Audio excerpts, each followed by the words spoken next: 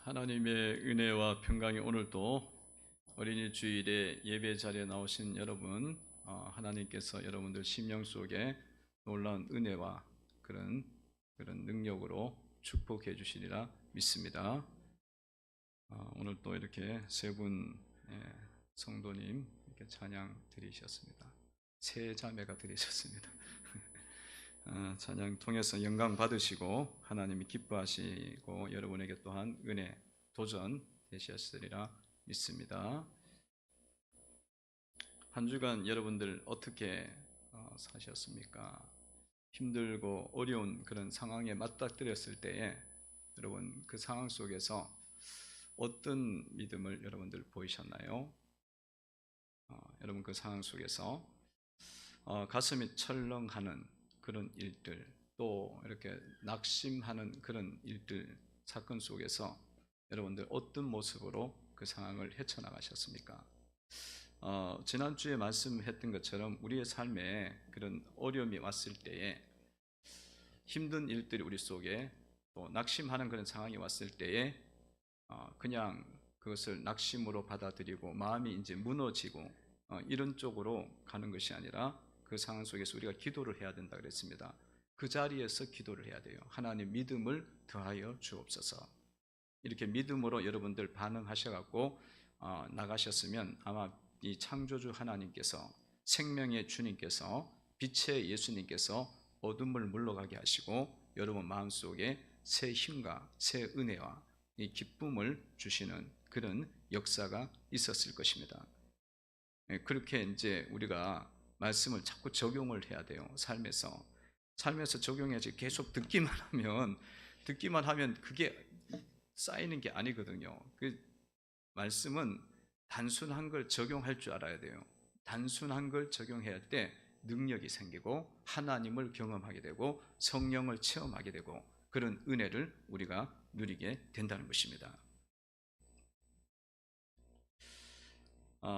이 어린이 주일의 그 기원은 1856년에 그 매사추세츠주의 레오날드라는 목사님, 그 한 목사님께서 이렇게 주일날 하늘나라의 어린이가 되자, 하늘나라의 어린이로 성장시키자, 이런 주제를 가지고 이제 예배를 드리기 시작하면서 이 어린이 주일이 미국에 그렇게 이제 기초가 되고 토대가 돼서 이제 정착하게 됐습니다. 그리고 이제 우리나라는 1923년 정도에 그때 이제 방정환 선생, 여러분 잘 아시는 소파 방정환 선생이 어린이날 5월 1일을 어린이날로 하자. 그간에는 어른밖에 없었는데 그날 이제 어린이날도 있다, 어린이도 있다. 그래갖고 어린이날 이렇게 정해갖고 시작됐습니다. 그뭐 천도교 중심으로 시작됐다 그러더라고요.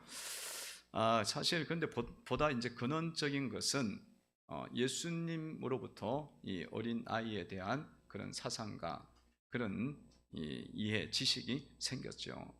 예수님께서 어린 아이들이 예수님께 오는 것을 제자들이 막을 때 예수님께서 어린 아이가 내게 오는 것을 금하지 말라. 어린 아이가 이 어린 아이, 천국은 이런 어린 아이와 같은 자들의 것이니라. 그렇게 말씀을 하셨어요. 그 시대에. 여러분 그 시대에 어린 아이에 대한 생각이 뭐 얼마나 있었겠어요. 예수님 시대에. 그렇지만 예수님께서는 이 어린 아이가 참 귀한 인격체이고 그렇게 축복을 받아야 될 자이고 하나님의 구원을 받아야 될 자로 그렇게 보시고 말씀을 하셨던 것입니다. 그게 이제 또 이제 우리의 이 기초, 어린이 주일의 기초가 되는 거죠. 여러분 그 미국의 이제 통계를 보면은 청소년에 대한 통계가 있습니다. 그 청소년 통계에 보면 8초마다 한 명이 청소년들이 가출을 한다 그럽니다. 통계적으로 굉장히 많이 가출하죠. 자퇴를 합니다. 8초마다 한 명이 청소년들이 자퇴를 해요. 학교에서 적응을 못해서 퇴학하고, 그리고 26초마다 한 명이 청소년들이 가출을 한대요. 이 자퇴한 애들이 집에 있으면 또 적응이 안 되고 막 이렇게 이상한 쪽으로 가니까 또 이렇게 가출하게 되고, 그리고 41초마다 이 한 명이 유아들이 또 버려진다는 거예요. 버림을 받는 거예요. 부모로부터 고아원으로 맡겨지고 이렇게 버림받게 되고 7분마다 한 명이 마약 문제로 체포된대요. 청소년들이, 어른들이 아니에요. 어른들이 아니에요. 이 마약을 이미 그 청소년들이 하게 돼갖고 통계적으로 매일 7분마다 한 명씩 그렇게 체포가 되고, 그리고 또 36분마다 한 명이 총기 사고로 아이들이, 청소년들이 죽는다는 거예요. 그러니까 이게 얼마나 사실은 쇼킹한 그런 통계입니까? 그죠? 이런 일들이 미국 사회에 지금 일어나고 있습니다.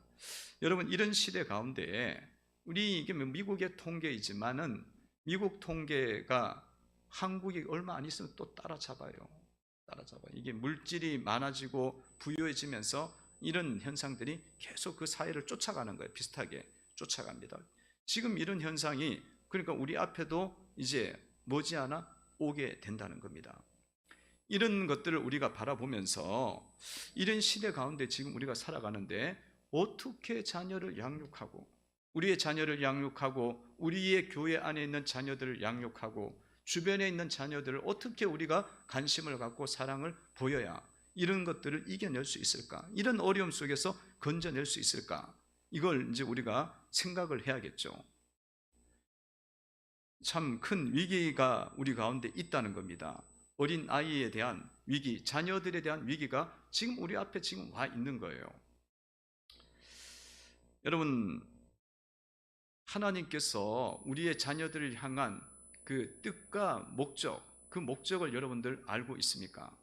하나님께서 갖고 있는 하나님의 이 자녀들, 우리의 자녀들, 주의 자녀들을 향한 그 목적, 그 뜻, 그 목적에 대해서 여러분들 잘 이해를 하고 있나요? 어떻습니까? 여러분들은 여러분 자녀를 향해서 어떤 목적으로 지금 교육을 하고 있나요? 이 아이가 어떻게 자랐으면 좋겠습니까? 그 목적이 어때요? 여러분들은 무슨 목적으로 양육합니까? 이 목적과 목표가 잘 정해져 있나요? 이 목적과 목표가 어때요? 보통 부모들 보면은 아이 건강하면 좋겠고, 건강한 데다 공부도 잘했으면 좋겠고, 그러면은 더 이제 뛰어났으면 좋겠고, 이게 이제 목적인 경우들이 굉장히 많잖아요. 그죠? 근데 하나님께서는 우리의 자녀를 향해서 어떤 목적을 가지라고 양육하라고, 어떤 목적을 가지고 양육하라고 말씀을 하고 있을까요? 여러분, 그걸 여러분들 잘 알고 있어야 돼요. 그 방향이 이미 잘못되어 있으면은 자녀 양육이 전혀 딴 방향으로 가는 거예요. 내 생각과 내 감정대로 애들을 양육하고 있는 거예요. 그런 방향으로 가면은 사회 속에서 문제는 끊임없이 일어나요. 하나님께서 우리 인간을 만드셨기 때문에 주님의 목적과 뜻에 맞춰서 인생이 걸어가야 되는 거예요. 그리고 우리의 자녀들도 그 목적에 맞춰져 갖고 양육이 되고 자라나야지 하나님의 사랑과 은혜를 받을 수가 있는 겁니다. 주님께서 우리의 자녀를 어떤 목적을 가지고 양육하기를 원하시느냐? 오늘 말씀에 보면은 2절에 보면 그 목적이 나와 있어요. 2절을 한번 읽어봅니다. 시작. 곧 너와 내 아들과 내 손자들이 평생에 내 하나님 여호와를 경외하며 내가 너희에게 명한 모든 규례와 명령을 지키기 위한 것이며 또 내 날을 장구하기 위한 것이라. 아멘. 여기 보면 내 아들과 내 손자들이 평생에 내 하나님 여호와를 경외하는 목적을 가져야 된다는 겁니다. 여러분, 우리의 인생의 목적은 뭐냐면 하나님을 경외하는 거예요. 하나님을 영화롭게 하고 하나님께 영광을 돌리고 하나님을 높이는 것, 그 경외하는 거잖아요. 그게 우리의 목적이고, 그러면 우리의 자녀의 목적도 뭐냐면 하나님을 경외하도록 양육을 하셔야 돼요. 그래갖고 하나님 경외하는 자녀들로 양육하기 위해서 우리가 이게 나가야 되는데, 그 경외하는 목적, 그 목적이 있으면 우리는 또 그에 맞춰서 이제 양육하면 되는 거죠. 그리고 또 하나님께서 우리의 자녀를 향한 또 뜻이 있어요. 그 뜻은 또 뭡니까? 그것은 거룩함이 너희를 향한 뜻이라 그랬거든요. 너희를 향한 하나님의 뜻은 이것이니 거룩함이라. 거룩한 것이, 거룩한 자녀로 양육하는 것이 하나님의 뜻입니다. 그러니까 이런 뜻을 우리는 우리의 뜻과 하나님 뜻이 잘 일치하지 않을 수 있어요. 그 뜻과 하나님 뜻과 우리의 뜻이 일치하지 않으면 하나님 뜻에 우리가 맞추셔야 된다는 거예요. 여러분, 가정의 목적이 뭔지 아십니까? 하나님이 여러분 가정을 세우라고 했을 때 그 가정의 목적이 뭐예요? 여러분들 이 가정의 목적을 정확하게 이해를 하셔야 돼요. 이 가정을 왜 하나님이 세우셨느냐? 우리의 가정이 왜 부부가 만나갖고 이렇게 가정이 되고 자녀를 낳게 하셨느냐? 그 가정도 뭔 목적으로 줬겠어요? 그 가정의 목적은 거룩한 가정이 되도록 하는데 그 목적이 있는 거예요. 그냥 행복한 가정이 목적이 아닙니다. 행복한 가정이 목적이 아니에요. 행복은 나중 문제예요. 거룩한 가정이 되어야 행복한 가정도 되는 거예요. 행복한 가정만 추구하면 거룩한 가정도 안 되고 하나님의 은혜도 복도 못 받아요. 행복도 없습니다. 그러니까 우리가 목적을 자꾸 놓치는 거야. 우리의 가정이 그냥 막 즐겁게 재미있게 사는 데만 초점을 맞추고 돈 쓰고 놀고 벌고 마시고 먹고 거기에 맞추면은 행복해질 것 같은데 나중에는 아무것도 없더라 이거예요. 그리고 더 많은 것을 잃게 된다는 것이죠. 그래서 여러분들이 지금 나는 내 목적과 하나님의 목적이 다르다면 이제는 하나님의 목적에 맞춰서 우리의 자녀를 양육하고 또 우리의 가정을 그렇게 만들어가고 기도해야 되리라 믿습니다. 그렇게 여러분들이 삶을 살아갈 때에 삶의 결론 속에 하나님께서 복을 주시는 거예요. 복을 주셔요. 그래서 오늘 말씀 속에 이렇게 3절에서 격려함의 목적을 이룰 때에 3절에서 주님이 행복을 주겠다고 말씀하셔요. 3절 한번 보시기 바랍니다. 읽어봅니다. 시작. 이스라엘아 듣고 삼가 그것을 행하라. 그리하면 내가 복을 받고 내 조상들의 하나님 여호와께서 내게 허락하신가 같이 젖과 꿀이 흐르는 땅에서 내가 크게 번성하리라. 아멘. 그러니까 하나님을 경외하는 목적을 이 채널을 정확하게 맞춰야 돼요. 여러분의 가정이 또 여러분의 자녀가 하나님을 경외하는 대로 교육 목적을 가지고 딱 나가면 그 가정은 하나님께서 세워주시겠다는 거예요. 복을 받게 하고 크게 번성하게 해주시겠다는 거예요. 그러니까 여러분 이 채널과 이 방향을 이 뜻을 정확하게 여러분들 붙잡으시고 흔들리지 않게 나아가시는 그런 성도 여러분들의 가정이 되어야 될 줄로 믿습니다. 이거를 헷갈리면 안 돼요. 이거를 바꾸면 안 돼. 그러면 3절을 먼저 하겠다는 거야. 3절은 조건이 있는 거예요. 2절에 조건이 있는 거예요.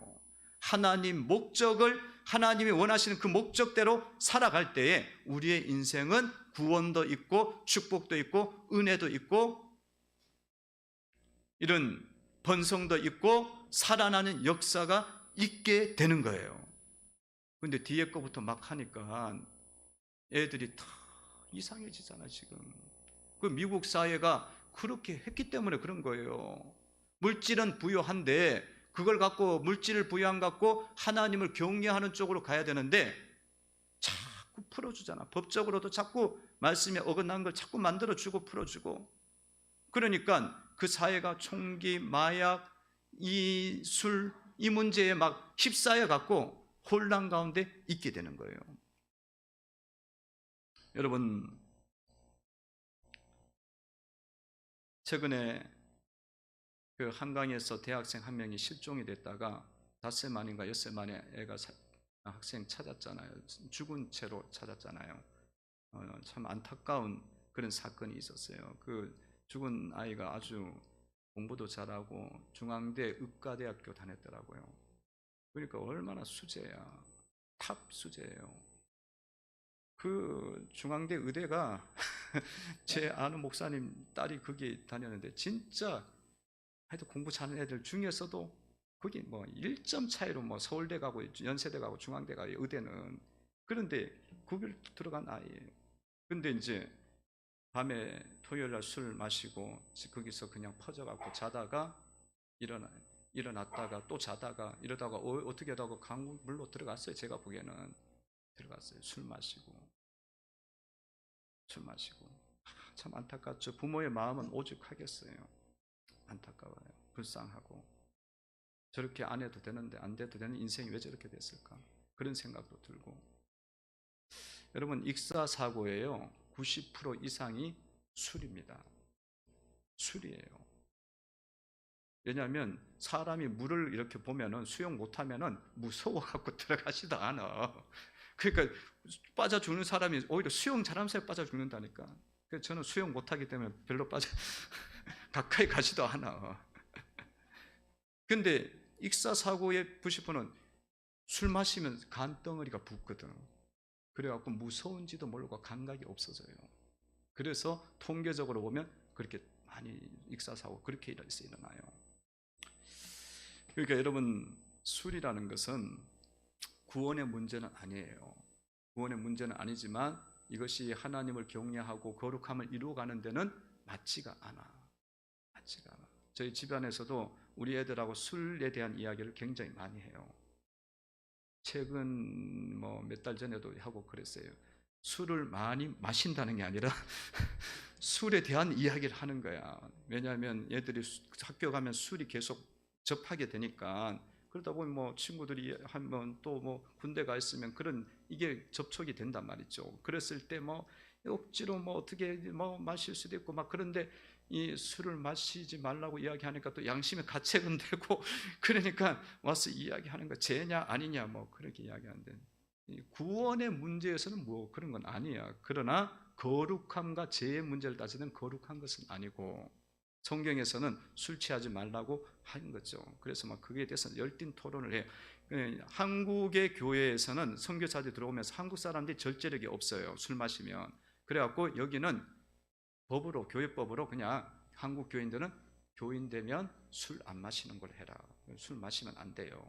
그리고 또 담배 피우지 말고 그 다음에 도박하지 말라. 이 세 가지를 걸었어요. 생활 규칙으로.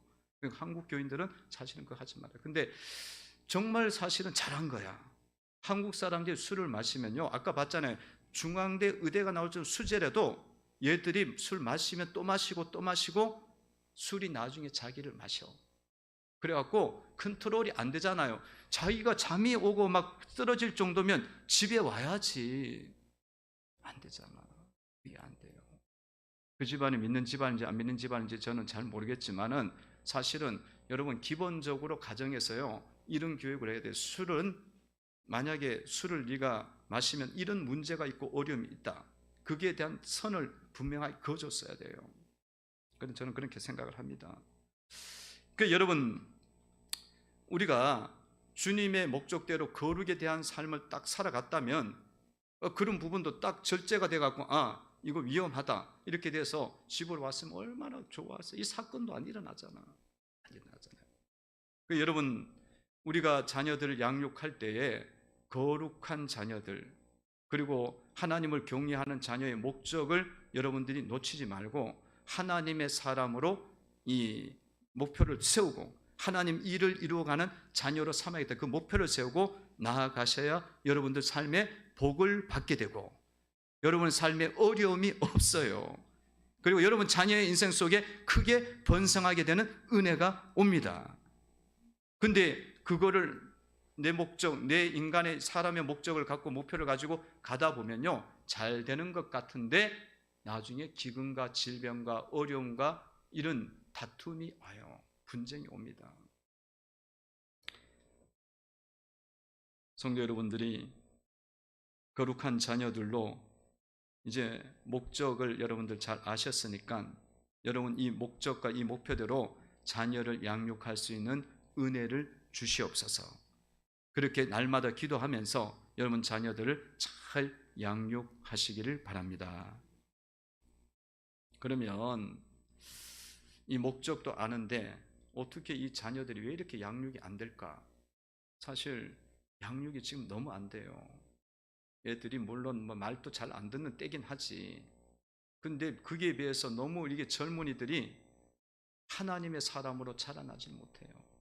지금 한국 교회가 인간이 아니라 인구가 감소하고 있잖아요. 한국 전체가 감소하는데 감소에 비해서 주일학교의 이 숫자는 더 감소하고 있어요. 그러니까 새 토막 나고 있습니다. 반 토막을 지나서 새 토막이 나고 있어요. 세 토막, 네 토막, 그러니까 한 5분의 1로 막 지금 줄어들고요. 주일학교가 없는 교회들도 많아요. 지금 애들이 없어요. 이런 위기 속에서 지금 우리가 있습니다. 지금 어떻게 우리 자녀들을 양육해야 하겠습니까? 목적도 알고 목표도 알아. 근데 왜 안 되냐 이거예요. 왜 안 됩니까? 이건요, 방법이 뭐냐면 하나님 앞에서 부모들이 거룩한 삶을 사셔야 돼요. 거룩한 삶을 여러분들이 사셔야 된다고요. 5절 6절에 보면은 이렇게 나와 있습니다. 읽어봅니다. 시작. 너는 마음을 다하고 뜻을 다하고 힘을 다하여 내 하나님 여호와를 사랑하라. 오늘 내가 네게 명하는 이 말씀을 너는 마음에 새기고. 아멘.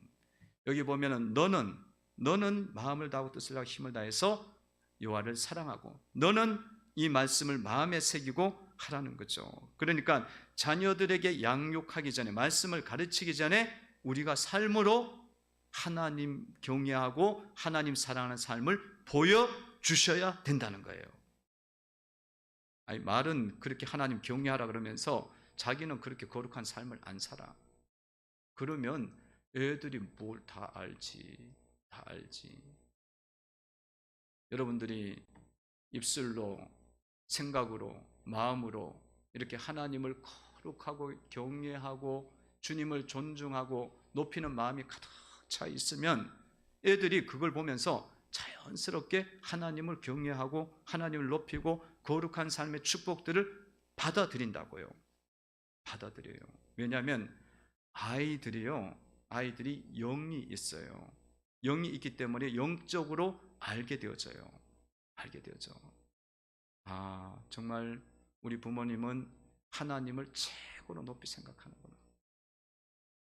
말은 안 해도 벌써 그 삶과 행동과 태도 속에서 주님을 정말로 첫 번째 자리에 두고 있거나, 마음을 다하고 뜻을 다하고 힘을 다하고 어찌하든지 그렇게 살려고 하고 계시는구나. 그게 그 아이들 속에도 성령이 있고 영이 있기 때문에 그거를 그냥 느껴요. 받아요. 근데 겉모습은 그럴듯한데 말하는 거 들어봐도 하나님 별로 안 높이고 교회 그렇게 존중도 안 하고 성도들 그렇게 높이지도 않고, 그러면 겉모습 말은 막 그렇게 하는데 그 내용은 아무것도 아니니까 이거 가짜란 말이야. 가짜. 그 애들이 헷갈리는 거야. 처음에는 어렸을 때는 헷갈리다가 조금 더 자라면 그걸 인식을 하기 시작해. 그때부터 문제가 생기기 시작하는 거예요. 그러니까 여러분들이 거룩한 주님을 따르고 거룩한 삶을 살아갈 때에 온 마음을 다해서 온전하게 하나님을 따라야 됩니다. 이거를 속이시면 안 돼. 그냥 남들이 하니까 흉내내는 정도로 해갖고는 안 돼요. 헌금을 드려도 흉내내서 드리면 안 돼. 흉내내는 건, 모방하는 건 좋아. 그러나 그게 세월이 지남에도 불구하고 내 마음속에 막 하나님을 향한 사랑과 열정이 이렇게 자연스럽게 우러나와야 되거든. 일어나야 돼요. 그런 가운데 여러분들이 자녀들을 양육해야 이 자녀들이 거룩한 자녀들로 양육되어지고 자라나게 된다는 거예요. 삶을 살아가면서 여러분이 온전하게 주님을 따르고 있습니까? 마음을 다하고 힘을 다하고 뜻을 다해서 여러분들이 시간에 대해서도 마음을 다하고 뜻을 다하고 힘을 다해서 주님 앞에 섬기고, 최고로 좋은 시간을 주님 앞에 드리고, 최고로 좋은 에너지를 주님 앞에 드리고, 그리고 최고로 좋은 물질을 주님 앞에 드리고, 그런 어떤 모습들을 여러분들이 가지고 있느냐 이거예요. 그거에 의해서 자녀 교육은 승패가 나요. 승패가 납니다. 그러니까 우리가 우리의 자녀들을, 사실은 우리의 자녀이긴 하지만 하나님이 우리에게 맡겨주신 하나님의 자녀입니다. 할렐루야. 여러분 자녀라고 생각하시죠? 그러나 하나님이 하나님의 자녀예요. 또 다시 생각하면 그 하나님이 맡겨주신 자녀이기 때문에 우리는 그 자녀에 대해서 청지기적인 의무가 있는 거예요. 그거 잘 감당하셔야 돼. 근데 그걸 하려면 여러분들이 흉내내고 그냥 이렇게 대충대충 섬기면서 니는 최고로 섬기라. 걔가 웃지. 애들이 웃지. 우리 엄마 아빠는 좀 이중성이 있네. 그렇게 된다고요.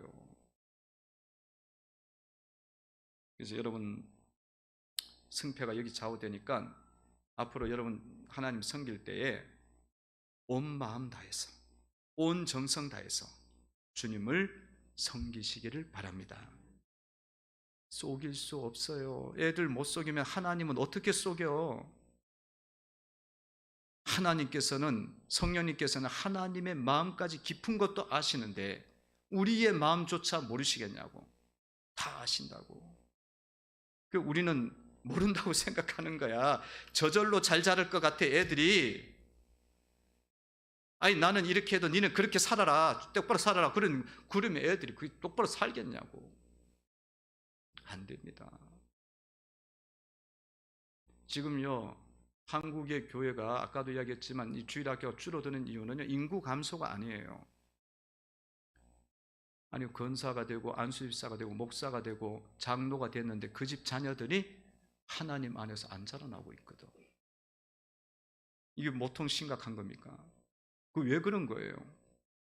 마음을 다하고 뜻을 다하고 힘을 다하고 온전히 안 쫓는 거예요. 부모들이. 우리가 온전히 쫓은데 그 좋으신 하나님을 온전히 쫓는데 우리의 자녀들이 그 좋으신 하나님을 못 배우겠어요? 알게 되게 돼 있다고. 알게 되게 돼 있다고. 그래서 우리는 이 부분에 대해서 정말 우리는 좀 심각하게 생각을 해야 돼요. 심각하게 생각하고 정말 우리 속에 이 마음들이 불릴 듯이 정말 헌금을 드려도 주님 감사합니다.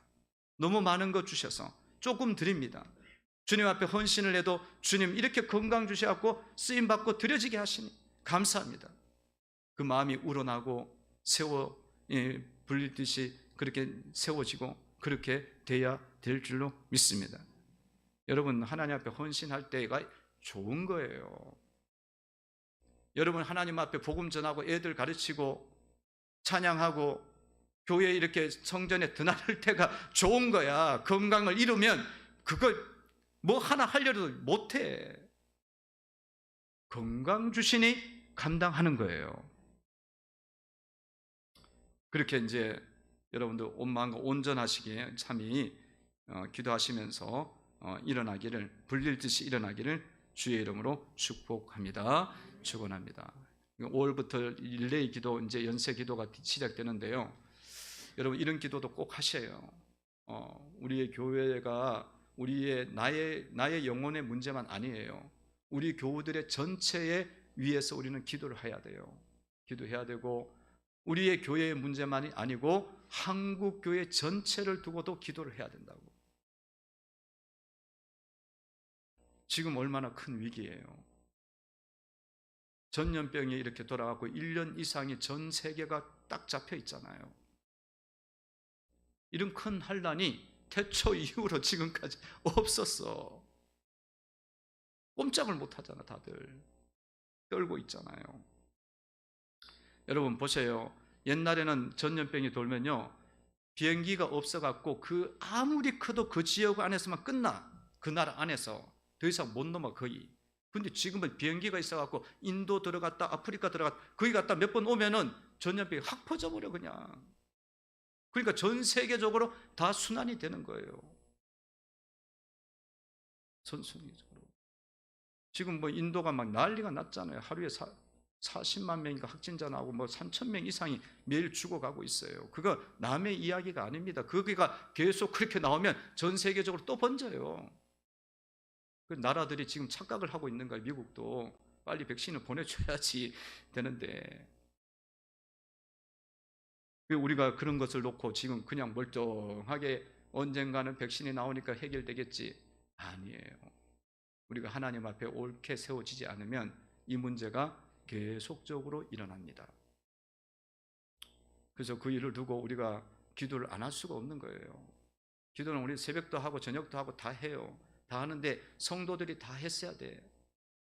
다 깨어나야 돼요. 이 코로나가 와서 성도들이 자꾸 침체되고 잠을 자꾸 자니까, 영적인 잠을. 코로나가 왔으면 사실은 우리가 더 깨어나야 되는 거예요. 더 많이 기도해야 되는 거예요. 회개하고 기도해야죠. 그래도 하나님 은혜로 한국은 계속 컨트롤이 돼, 어느 정도. 한국의 교인들이 그래도 기도를 하고 있다는 거예요. 할렐루야. 한국의 교인들은요, 기도해. 이렇게 돼도 할 사람은 해요.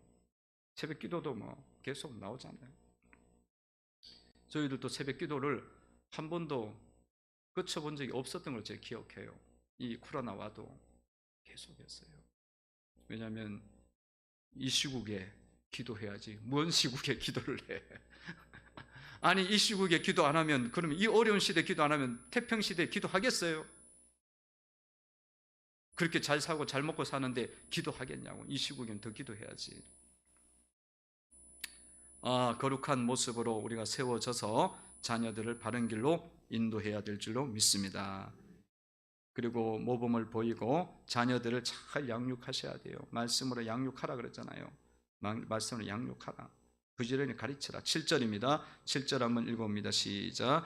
내 자녀에게 부지런히 가르치며 집에 앉았을 때든지 길을 갈 때든지 누워 있을 때든지 일어날 때든지 이 말씀을 강론할 것이며. 아멘. 자녀들을 하나님 말씀으로 양육해야 된다. 부지런히 가르쳐야 된다. 부지런히 가르쳐야 돼요. 부지런히 가르쳐야 돼요. 부지런히 가르쳐야만 하나님 경외하는 자녀가 되고 마침내 그 자녀들이 번성하게 됩니다. 이 말씀은 또한 부지런히 가르쳐야 될 뿐만 아니라 모든 상황 속에서 가르치라는 거예요. 모든 상황 속에서. 이제 오늘 성경 공부할 때야 이렇게만 가르치지 말고 삶의 모든 상황 속에서 여러분들이 말씀을 가르쳐 주셔야 돼요. 그 상황은 진짜 제자가 되는 상황이에요.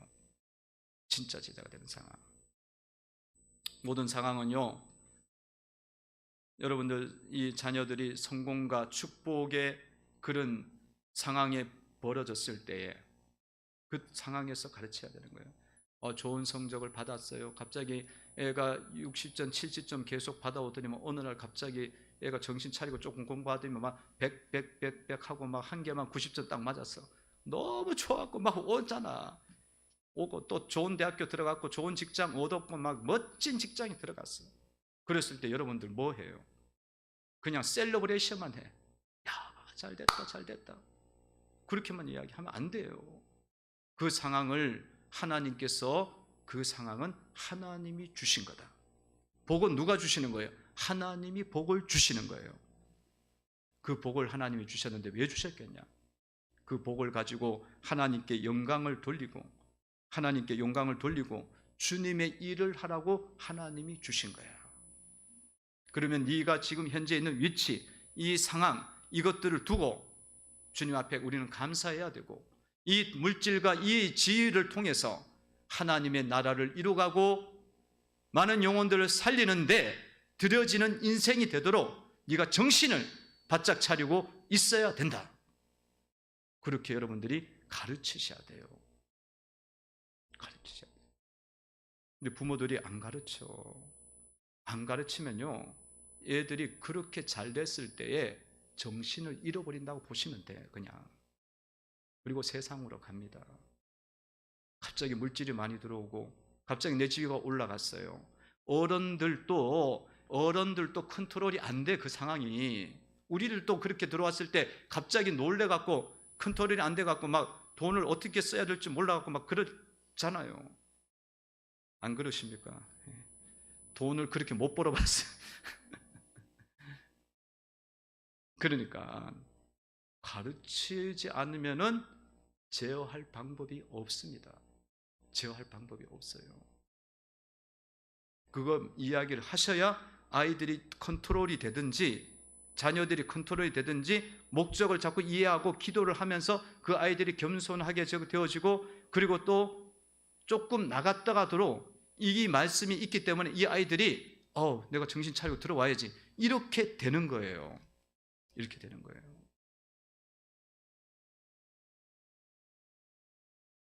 반드시 성공이 오고 축복이 왔다. 이거는 어른들도 마찬가지예요. 여러분들 삶에 갑자기 이렇게 돈이 들어왔을 때에 그때는 진짜 교회 오셔야 돼. 교회 와갖고 집에만 있으면 집에서 기도한다 그러면 안 돼. 그 정도 갖고 집에서 기도하다 보면 다 헷가닥해. 그 돈 들고 딴 데 간다니까. 집에 교회에 와서 기도를 해야 돼. 정신 바짝 차려야 돼. 1억 들어왔다가 2억 잊어버린다니까.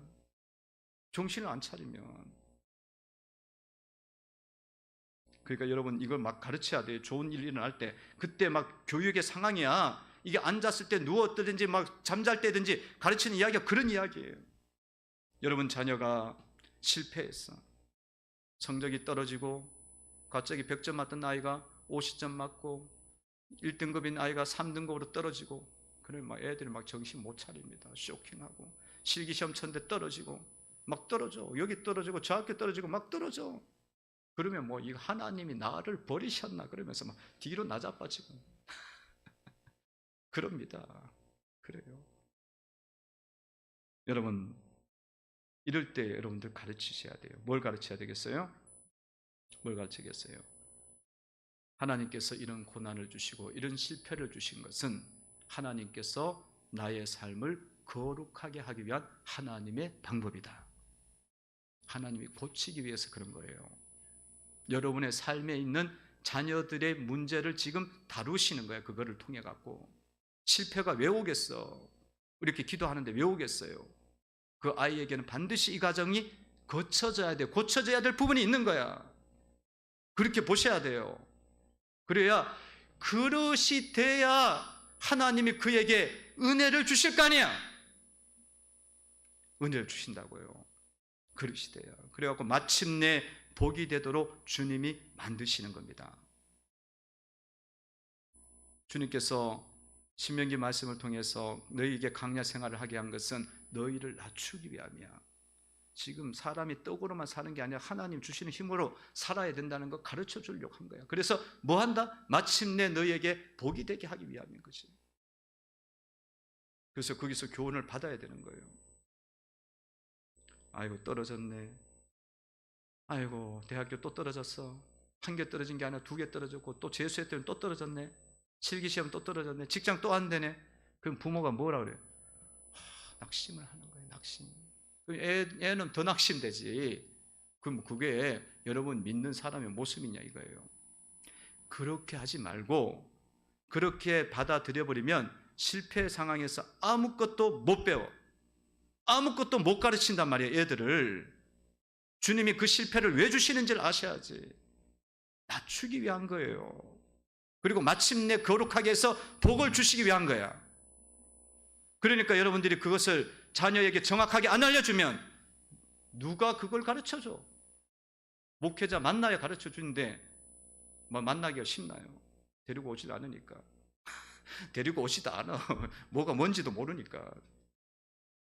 가르쳐 주셔야 얘들이 알아요. 하나님은 우리의 인생을 잡고 계십니다. 우리의 인생의 주관자는 주권자는 천지를 창조하신 예수님이세요. 그러니까 우리의 인생 속에 빛도 만드시고 어둠도 만드시고 환난도 만드시고 생명도 만드실 분이 예수님이란 말이야. 예수님이신데 우리 속에 그런 작은 실패와 이 어둠들이 엉덩이들이 왜 왔겠어? 우리의 자녀를 그렇게 사랑하시는데 그걸 통해서 주님이 거룩하게 해갖고 마침내 은혜가 되고 하나님의 사람으로 거룩한 사람으로 하나님 일을 이루어가는 사람으로 세우기 위한 하나님의 거룩한 뜻이 있단 말이에요. 그러니까 여러분 가르친다는 건 여러분들이 성경을 이렇게 읽어보는 그런 그 차원으로 하면 안 돼요. 그 정도 갖고는 애들 못 가르쳐. 이 상황을 이해하셔야 돼요. 삶을 이해하셔야 돼요. 같이 낙심해갖고 막 무너져 내려갖고 울고 앉아있어요. 그러면 애들이 하나님이 어디 계신 거야? 그럴 거 아니야. 하나님이 도대체 어디 계신 거냐? 그렇게 뭐 천지를 창조하신 하나님 그러더니 도대체 하나님 어디 가냐? 그럴 거 아니에요.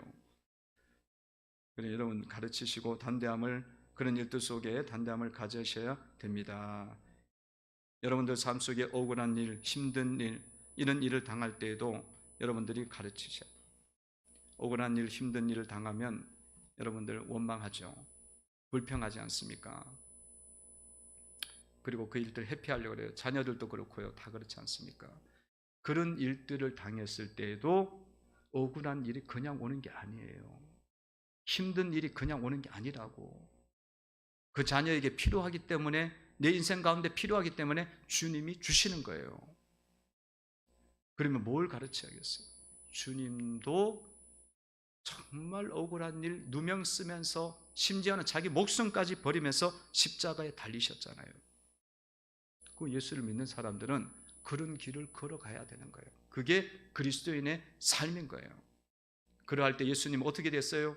십자가에서 죽은 자 가운데 3일 만에 부활하셔서 부활의 권능으로 우리 모든 사람들을 살리시는 생명 역사를 이루지 않았습니까? 그러면 그런 일들이 있을 때 우리가 그냥 같이 원망해, 뭐 저런 사람들이다, 원망하고 분노하고 다투면 그 세상 사람이지. 세상 사람 당연히 그렇게 해요. 하나님도 없으니까, 모르니까. 근데 예수를 믿는 사람은 예수의 길이 있단 말이야. 그리스도의 길이 있단 말이야. 그 길을 여러분들이 지식적으로만 알고 있으면 예수님을 믿는 게 아니에요. 동행하는 게 아니야. 아니, 주님도 그렇게 억울한 일 당했는데 내가 억울한 일 안 당할 일이 어디 있어? 주님보다 우리가 거룩하지도 않잖아요. 그러니까 그런 일을 당할 때마다 아이들에게 원망하지 하라고 분노하고 당연한 막 저런 사람들 이렇게 나가면 안 돼요. 그 애들에게 예수님을 보여주셔야 돼. 그리고 여러분들도 그 길을 걸어가셔야 되는 거예요. 그러할 때에 이 자녀가 예수의 사랑, 하나님의 사랑, 하나님의 선한 일을 온전하게 이루어가는 자로 세워지는 귀한 역사가 일어나게 되는 줄로 믿습니다. 모든 상황이, 많은 상황이 있죠. 이 상황들 잘 가르치셨어요. 나아가시면 반드시 여러분 삶에 3절이 옵니다. 3절이 와요. 3절을 한번 다시 한번 읽어봅니다. 시작. 이스라엘아 듣고 삼가 그것을 행하라. 그리하면 내가 복을 받고 내 조상들의 하나님 여호와께서 내게 허락하신 젖과 굴이 흐르는 땅에서 내가 크게 번성하리라. 아멘. 그러니까 2절을 잘 지키면 3절이 삶의 결론이에요. 3절이 복을 받고 행복하고 번성하고 생명력 있고 존귀한 자가 되고 들어가도 복을 받고 나가도 복을 받고 그런 것이 결론입니다. 근데 여러분들이 2절을 안 지켜 목적이 딴 데가 있고 말씀을 안 지키고 거룩하지 않으면 우리의 삶에는요 기근과 질병과 분노와 다툼이 끝나지 않습니다. 그때 가서 우리는 후회할 수 있어요. 우리의 자녀들을 내가 잘못 키웠구나. 후회할 수 있어요. 지금이라도 늦지 않았어요. 지금이라도 여러분들 지금 이제는 정신을 바짝 차리고 하나님의 이 뜻을 잘 붙잡고 말씀대로 여러분 자녀들을 양육하고 온전하게 여러분들도 주님 쫓아가면서 그렇게 살아가셔서 이 축복의 문을 열어가야 되리라 믿습니다. 열어가. 이거 하나님이 약속한 거예요. 약속이야. 하나님은 약속한 것을 절대로 시건치 않습니다. 절대로 못 이루시는 분이 아니야. 변화시키지 않아요. 약속이에요. 약속. 하나님, 사람은 약속한 거 못 지켰지만 하나님은 충분히 지켜요. 여러분, 제가 초두에도 말씀드렸던 것처럼 한국의 교회가 반토막, 세토막, 주일학교 5토막까지 5분의 1까지 막 줄어들고 없는 교회도 많다 그랬죠. 우리가 이 일을 잘 감당하면요 이제는 사람 세울 수 있습니다. 여러분 가정에 있는 자녀들만 하나님의 사람으로 세워도 한국 교회는요 부흥하게 되어지고 세계 선교에 들어지게 되어지고 축복의 문을 여는 나라와 민족으로 세워질 수 있습니다. 이거 반드시 우리가 잘 지킴으로 올 한 해 달려가시고요. 달려가시고 그런 역사가 여러분 가정 속에 일어나는 그런 은혜가 있기를 주의 이름으로 축원을 드립니다. 기도드리겠습니다. 하나님 감사합니다.